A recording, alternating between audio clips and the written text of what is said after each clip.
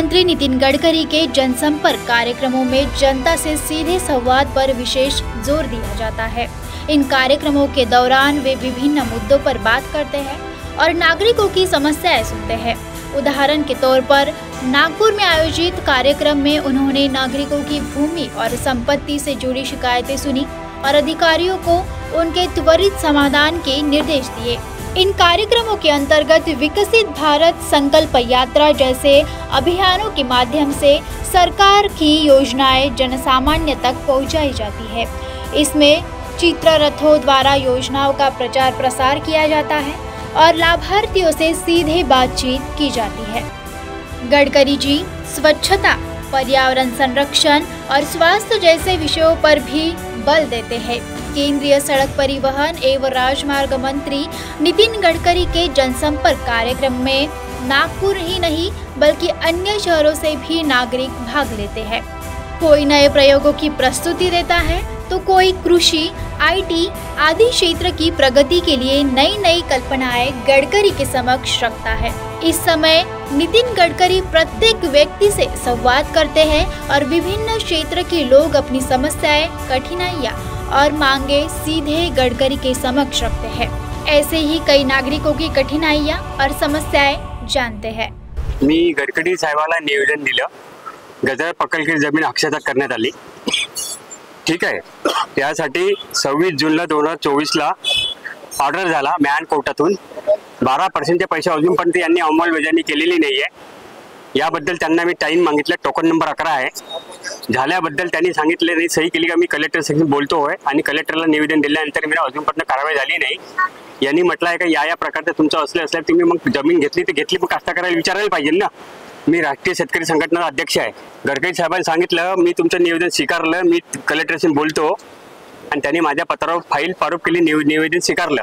त्यानंतर मी कलेक्टरशी बोलतो असं त्यांनी मला सांगितलं, मी तुम्हाला कॉल करतो। आणि याच्याबद्दल हे कारवाई अजूनपर्यंत अंमलबजावणी झालेली नाहीये। त्यांनी सांगितलं का आता मी 11 तारखेला निवेदन दिलं, पुढच्या जूनपर्यंत त्याचा फॉलोअप घेऊन तुम्हाला आम्ही फोन करू। तुकाराम चंद्रकांत मानकर माझ्या मुलाला म्हणजे अपंग असल्यामुळे त्याला शिक्षण चांगलं शिकला तो 14वी पर्यंत, त्याला नोकरीची संधी पाहिजे असे म्हणजे 25 वर्षाचा आहे तो।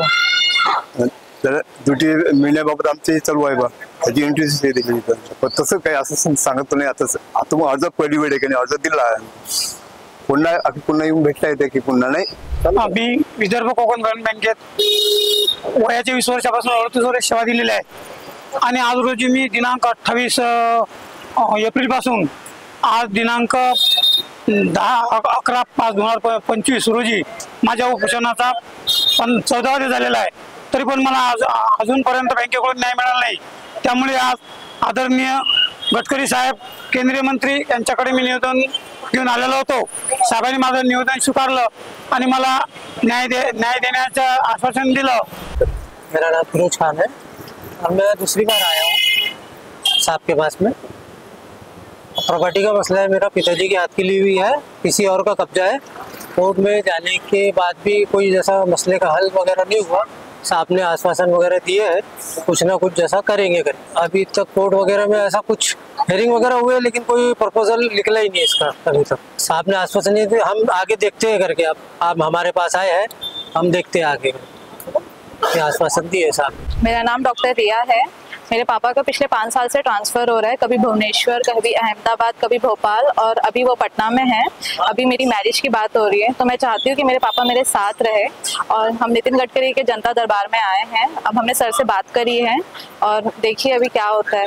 पिछली बार उन्होंने कहा था कि हाँ हम बात करेंगे और अभी हम सेकंड टाइम आए हैं तो उन्होंने भी बोला है कि हाँ हम चिट्ठी बनाकर देंगे। तो उन्होंने हमें कल बुलाया वापस। बहुत अच्छा इनिशिएटिव है, वो हमारी बात सुनते हैं। ऐसा कोई भी मिनिस्टर हमारी बात नहीं सुनता है, तो हमें बहुत अच्छा लगा कि उन्होंने हमारी बात की। नाव विजय गजबी आहे, मी बुलढाणा राहतो। विदर्भ कोकण ग्रामीण बँकेमध्ये मी 31 वर्ष सेवा केली आहे। माझ्या पगारातून पीक विमा कंपनीने नाकारलेले पैसे माझ्या पगारातून त्यांनी 7 लाख रुपये कपात केलेले आहेत आणि 3 लाख रुपये माझ्या मुलीचं एज्युकेशन लोन होतं, त्याच्यावरचं व्याज त्यांनी माझ्याकडून जास्तीचं घेतलेलं आहे।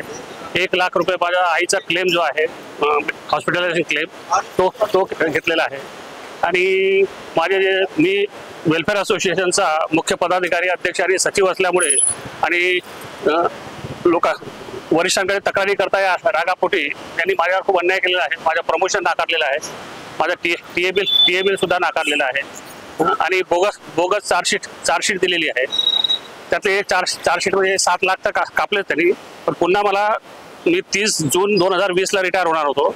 तर मला 30/5/2020ला 1 महिन्या अगोदर यांनी बोगस चार्जशीट दिली आणि त्याच्यामध्ये लायबिलिटी जी होती 10 करोडची होती. तुम्ही आता गडकरी साहेबांकडे आले, काय निवेदन दिलं? मी त्या संदर्भात निवेदन दिलं की विमा कंपनीने ते नाकारलेले पैसे परत करावे व बँकेने आमच्यावर केलेला अन्याय तो मागे घ्यावा जो अन्याय केला आहे. त्यांनी पत्र पाहिलं आणि काय मॅटर आहे ते पीएला सांगितलं आणि लक्ष द्या म्हणून सांगितलं. आम्हाला एक आशा मिळाली. आज 14वा दिवस आम्ही संविधान चौकामध्ये बसलो आहे. आज आम्हाला एक आशा मिळाली याच्यामुळे आणि आम्ही इथे येऊन साहेबांना भेटलो. थोडं काय होईना आमचं समाधान झालं आणि पुढच्या आमच्या मागण्या मार्गी लागतील अशी अपेक्षा व्यक्त करतो.